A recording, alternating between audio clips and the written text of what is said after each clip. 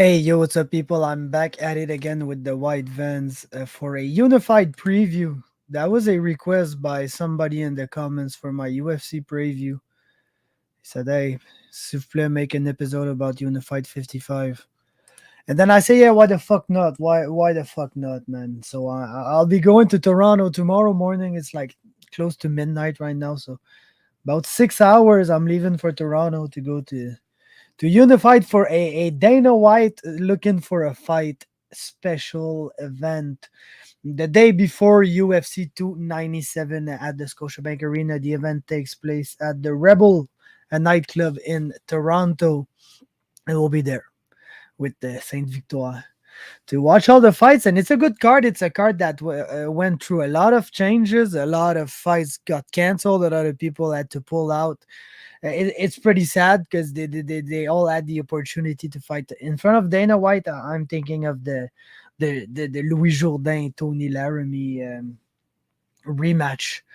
Tiche Gautreau was also supposed to fight on that event, so I'm sad for them, but still we got a great event left, and I'm here to preview all the fights. I'll do like I do, but no picks because people get in their feelings about picks, and yeah, I don't want to go to the event and have to deal with some pissed off fighters that are in their feelings because I thought that they were gonna lose their fights.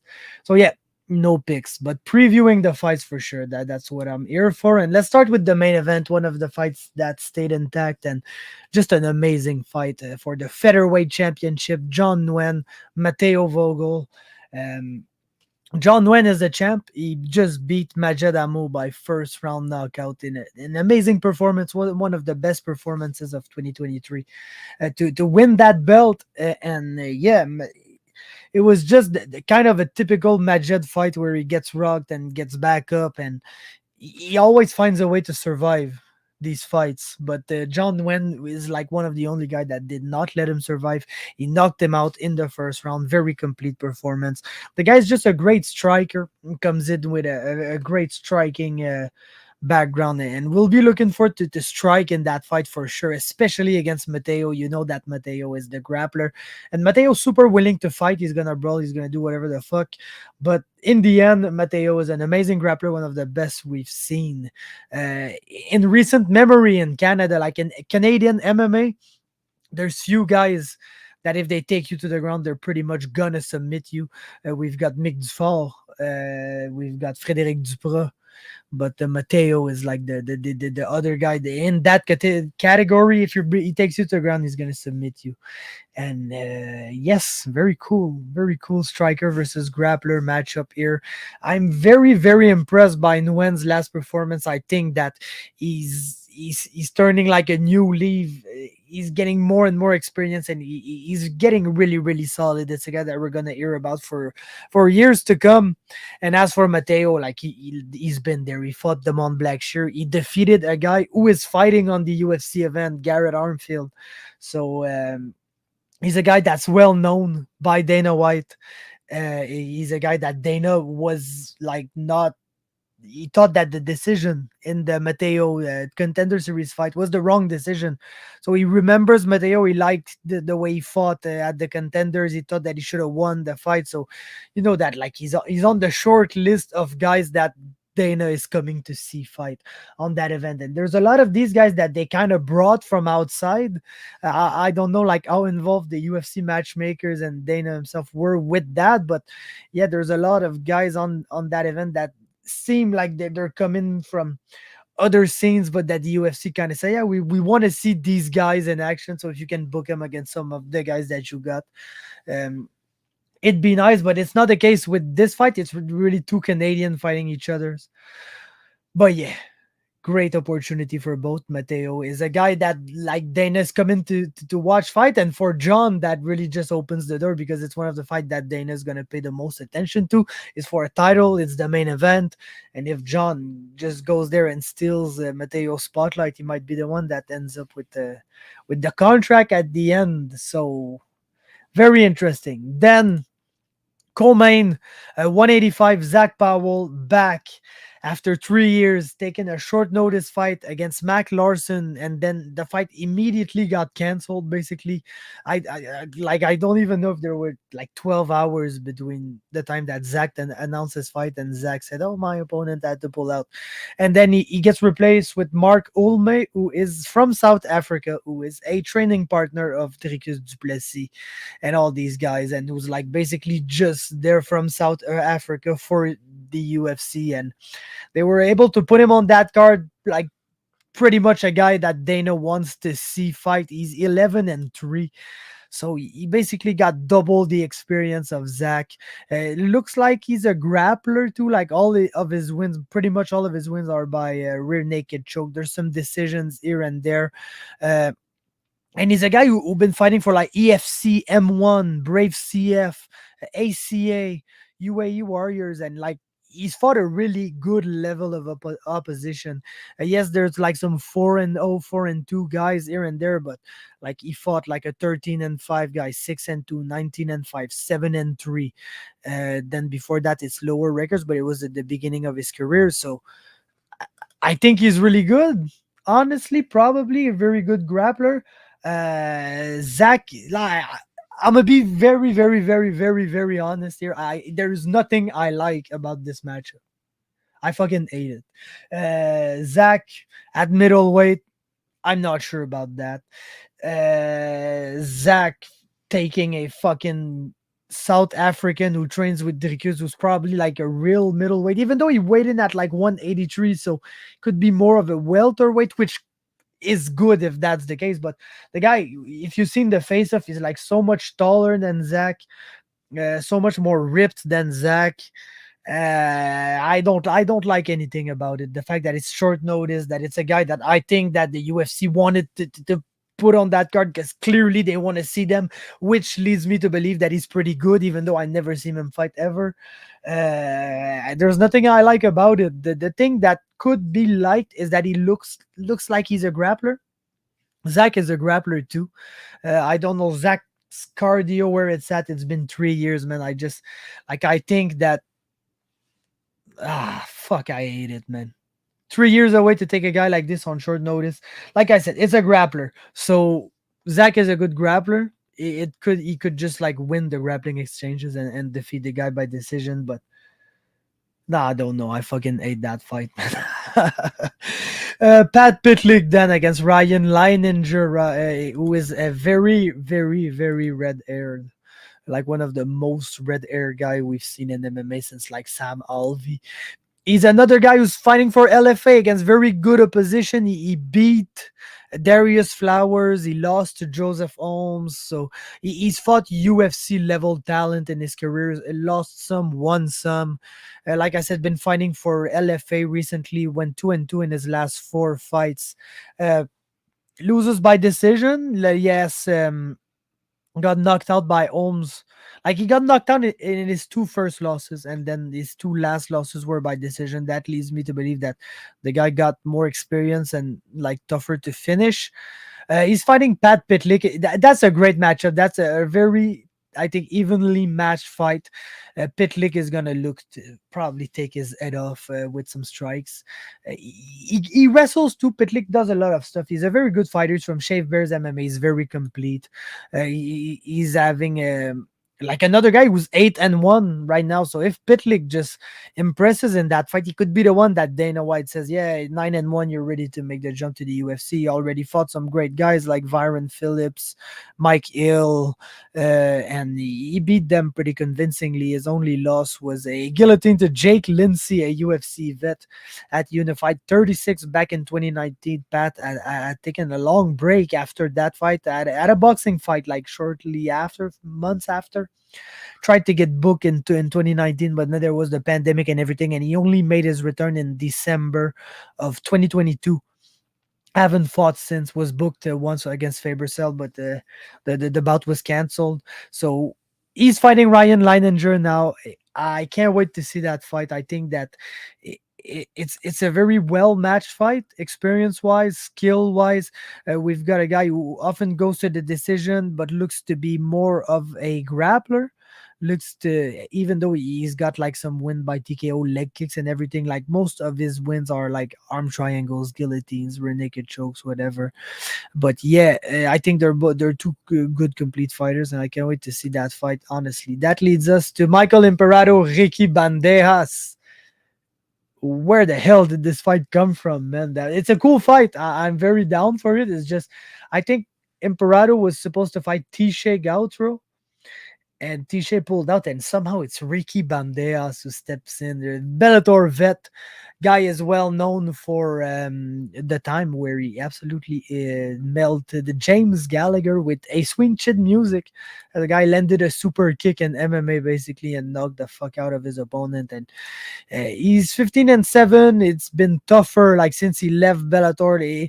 His last Bellator fights were tough too. Like, not gonna lie, he went on a 2-4 streak in his last 6 Bellator fight, and since then he's 2-2. He won against Terry Bartholomew, who's not a bad opponent, and lost to Kevin Cordero, who's a prospect on the rise, and then Ray Borg lost by split decision to Ray Borg in a very, very close fight.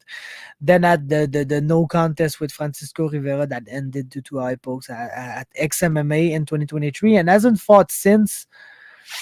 Is going to be interesting. Clearly, striker versus grappler here. Michael Imperato is a very good grappler, very proficient jiu-jitsu fighter who will go for submission, who will look to submit his opponent.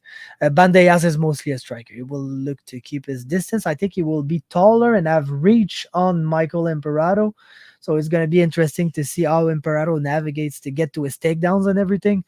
But that could be a very fun style matchup. Honestly, it's a fight that I'm going to be looking for to. And so is the next fight. Mo Ado, Chris Chapman. That's gonna be a fire ass fight, guys. Like, Chris Chapman is a doggy. He kind of has that Diaz in him a bit. Like, he's gonna be in your face. He's gonna throw some straight punches in your face while being in your face, and like, he doesn't care if he has to wrestle and grapple a little bit too. He's a very good grappler, actually. Yeah, very underrated jiu-jitsu, but just very happy to be in your face and trade punches with you. He's a cool fighter, very fun to, like, all his fights are just very fun. He's one of the Canadian fighters that when he's on an event, like, I'm looking forward to it. I'm looking forward to his fight, and he's fighting Moado, who's just like, come on, the best fucking guy ever. He destroys people in the cage, cuts some promo, like, dances on his way to the cage and on his way out of the cage. He's just such a character, such a unique fighter, and he's on a run, and he's a very good prospect. And I think that all these Fight Factory guys are very good and are not to be fucked with. And Ado is one that is probably among all these good prospects one of the best prospects, because it's like he's such like a specimen. Physically, the guy is super impressive as an athlete, generates hella power and everything he does. He's a very complete fighter. Of course, when you come from Fight Factory, you know that yes, you can strike and do everything, but you got the good jiu-jitsu too. So it's a good fight. It's gonna be fun as hell. Chris Chapman is a dog. He gave a very good fight to Papa Drew last unified event, last time they were in Ottawa, and he's looking to do the same against Moado, who's only been like knocking people out and submitting them and like doing it, making it look very easy, even when he's fighting guys who have twice his experience, and it's still the case here. So amazing matchup. Looking forward to it. That brings us to the prelims, the part that you guys are not gonna get to see, sadly, but I'm gonna get to see it. And Tom Theocharis, Robert Dunn. That's just gonna be some people trying to knock the fuck out of each other.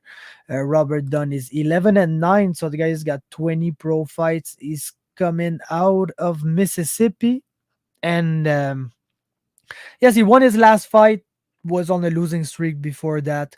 Used to have like a pretty decent record at a point, was like 7-3, 8-3. Then like sadly started losing more than he won. But if you look at his losses, he gets knocked out once in a while. Like, he got one knockout loss, two submission losses, two knockout losses, two submission losses. So the other 5 losses, which are his most recent ones, were by a decision mostly. So he's a very durable guy who is just looking to fight. Honestly, he's very hard nosed and will be looking to engage with Tommy, and Tommy just it's like a fucking truck. So Tommy, like I'm not here to make picks or anything, but if like there you got like a prop on betonline.ag that is good money for Tommy Theocharis by knockout. That'd be a bet I'd recommend. That leads us to Ryan Yapsam, Karim Henniene. That's fantastic matchmaking.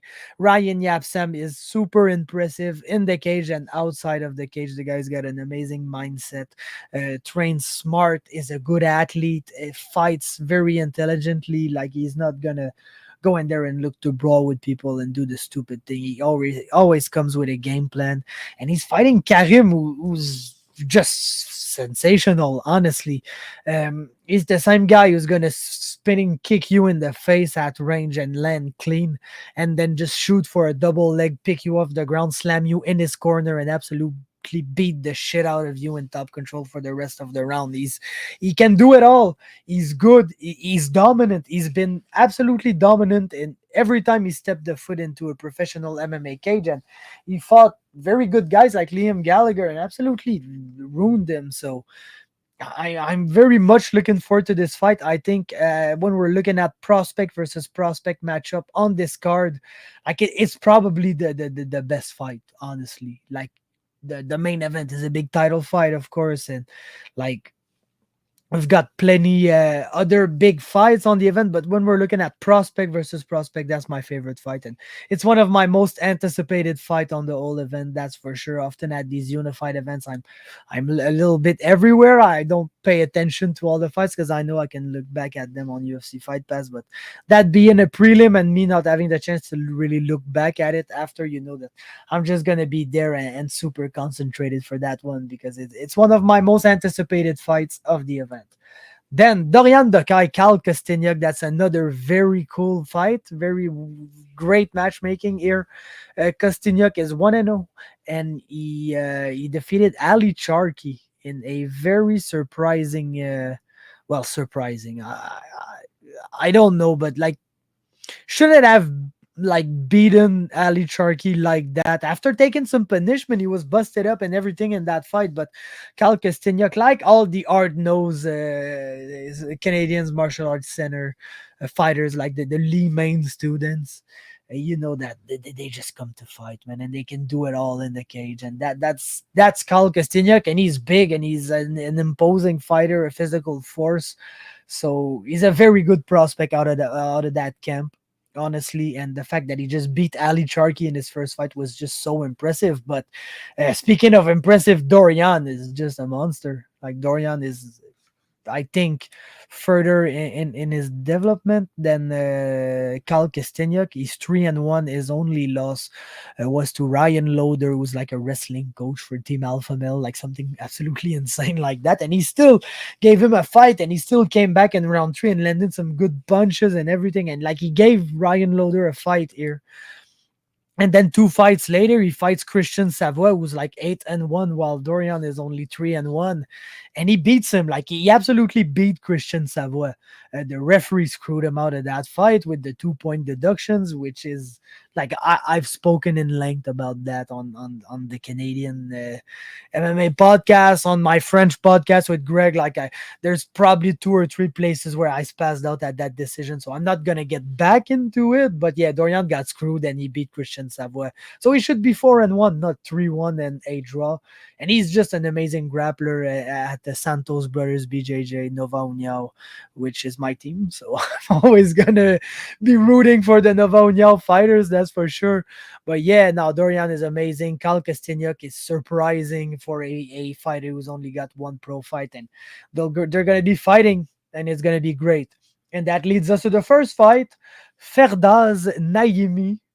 Sorry if I butchered that, but his nickname is Bobby Murda, so I'm gonna just call him Bobby Murda.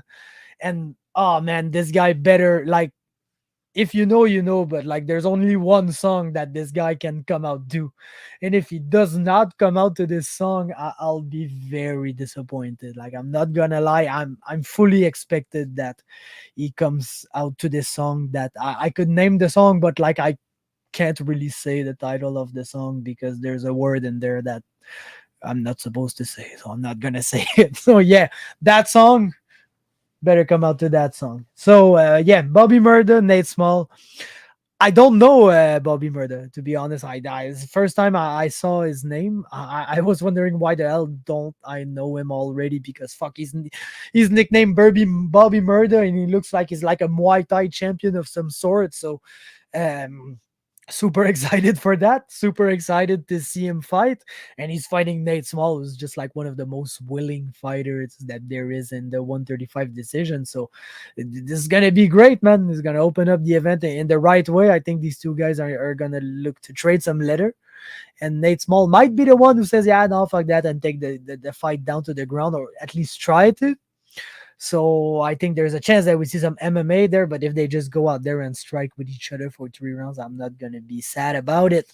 So yeah, that's it. A small preview, quick preview of the unified event, which Dana White will be attending to potentially sign somebody or more than one people, I hope.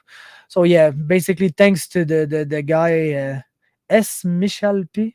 Yeah, thanks to you, bro. You suggested that, so I just did it because I had nothing better to do. I should be sleeping right now, but yeah, that's what I'm about to do. Thanks for listening, and I see you guys next time.